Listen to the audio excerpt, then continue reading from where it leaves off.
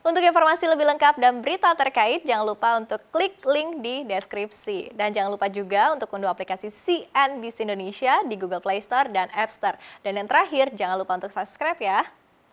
Nah, apa nih yang ada di benak Anda ketika air diperdagangkan sebagai komoditas di bursa berjangka Amerika Serikat? Mungkin ada yang merasa kurang nyaman ya, mengingat air ini merupakan sumber daya alam yang sangat penting bagi kehidupan manusia, tapi diperdagangkan seperti komoditas emas, minyak, dan juga batu bara. Meski demikian, kita tidak perlu bereaksi berlebihan karena komoditas ini baru diperdagangkan untuk wilayah regional California, Amerika Serikat saja. Nah, seperti apa detailnya kita simak bersama dalam Air Mengalir Sampai Bursa Berjangka. Nah, kita lihat ya, apa sih yang menjadi latar belakang utama nih ya air menjadi komoditas di pasar berjangka Amerika Serikat. Ya, kalau misalnya Anda menebak ini adalah tindak lanjut atau antisipasi nih dari kelangkaan air yang mempengaruhi pergerakan harga air di musim kemarau, ini betul sekali.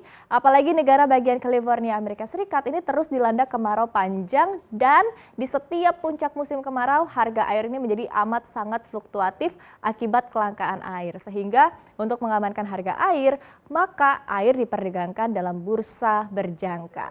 Nah, lantas kemudian pertanyaannya adalah ditujukan kepada siapa nih komoditas air ini? Nah, memang komoditas ini ditujukan khususnya adalah kepada para petani di California AS seperti adalah petani almond ataupun juga pistachio yang membutuhkan banyak air. Kemudian pemerintah, kemudian ada juga perusahaan listrik dan juga pelaku usaha lain yang membutuhkan volume air besar ya. Kemudian selama ini memang jual beli hak atas air ini hanya terjadi di pasar spot sehingga di tahun-tahun kemarau ketika dibutuhkan lebih banyak air untuk bercocok tanam atau memasok kebutuhan suatu kota, maka pembeli ini harus dihadapi dengan harga yang tinggi, kemudian belum lagi dipenuhi dengan ketidakpastian sehingga kontrak air berjangka ini dimaksudkan untuk lebih memberi jaminan kepada konsumen, khususnya adalah konsumen besar, dan menambah transparansi harga ke depannya. Nah, kemudian tidak seperti kontrak berjangka lainnya, kontrak air ini hanya mengunci harga untuk melakukan lindung nilai terhadap harga yang lebih tinggi di pasar spot untuk masa mendatang. Artinya adalah pedagang ini tidak akan menerima pengiriman fisik atau tidak bisa menimbun air sehingga apa yang dibeli adalah kepastian harga, bukan benda pastinya. Jadi ini cukup berbeda ya dengan komoditas-komoditas lainnya yang diperdagangkan di pasar berjangka seperti emas, batu bara, dan juga minyak. Nah, kita lihat di slide selanjutnya.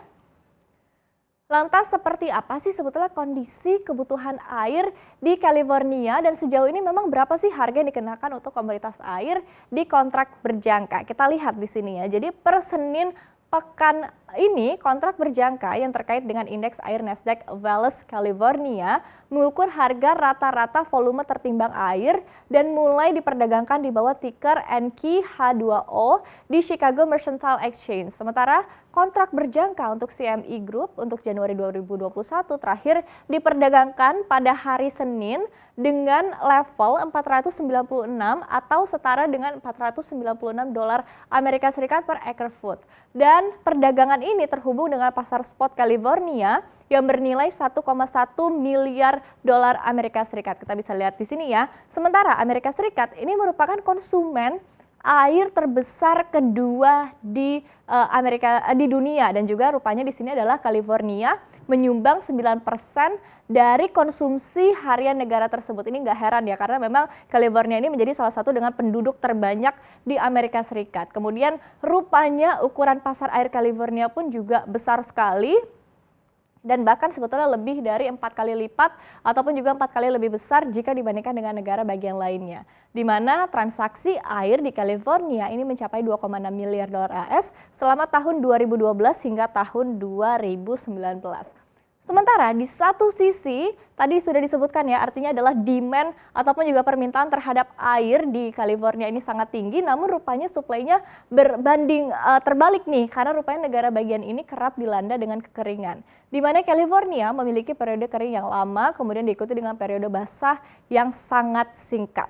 Belum lagi California telah mengalami kemarau panjang selama 8 tahun terakhir dari tahun 2011 hingga tahun 2019 yang lalu. Dan akhirnya menyebabkan 58% wilayah negara bagian ini menderita kekeringan yang luar biasa. Sebelumnya kontrak berjangka untuk komoditas air ini diumumkan pada bulan September pasca panas dan juga kebakaran hutan yang melanda di pantai barat Amerika Serikat. Nah, memang sebetulnya kalau kita lihat perubahan iklim, kekeringan, pertumbuhan populasi, dan juga polusi kemungkinan akan membuat masalah kelangkaan air dan juga penetapan harga ini terus menjadi topik hangat untuk beberapa tahun mendatang. Dan sebelumnya juga Perserikatan Bangsa-Bangsa atau PBB ini juga telah mengingatkan ya bahwa perubahan iklim ini akan menyebabkan kekeringan parah dan juga banjir dan akhirnya membuat ketersediaan air ini semakin sulit untuk diprediksi ke depannya. Nah, kita lihat di slide selanjutnya. Dan pada akhirnya, memang kelangkaan air ini menjadi salah satu tantangan besar kehidupan manusia di abad ke-21 ini, termasuk kita ya. Apalagi banyak yang memprediksi bahwa 2/3 populasi dunia ini akan menghadapi kekurangan air di tahun 2025 mendatang. Sehingga akhirnya komoditas berjangka ini diharapkan tidak hanya membuat harga air lebih stabil, tapi juga bisa lebih transparan untuk kedepannya. Namun pertanyaannya adalah apakah benar demikian?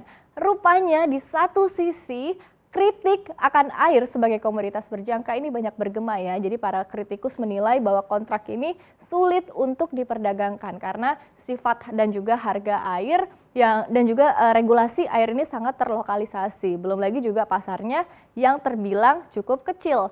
Sementara di sisi lain, banyak juga yang merasa tidak nyaman seperti yang tadi sudah disebutkan ya, dengan sumber daya alam air yang dijadikan aset pasar keuangan spekulatif. Jadi banyak yang khawatir nih bahwa perdagangan yang tidak terbatas pada pengguna industri akan bisa mendistorsi atau menimbulkan potensi adanya manipulasi harga air untuk publik atau orang banyak. Sehingga akhirnya ada potensi konsekuensi negatif baik secara langsung maupun tidak langsung dari memperlakukan air sebagai aset ketimbang sumber daya alam. Dan hal inilah yang akhirnya perlu dipikirkan lagi dari sejumlah kritik menyampaikan hal demikian.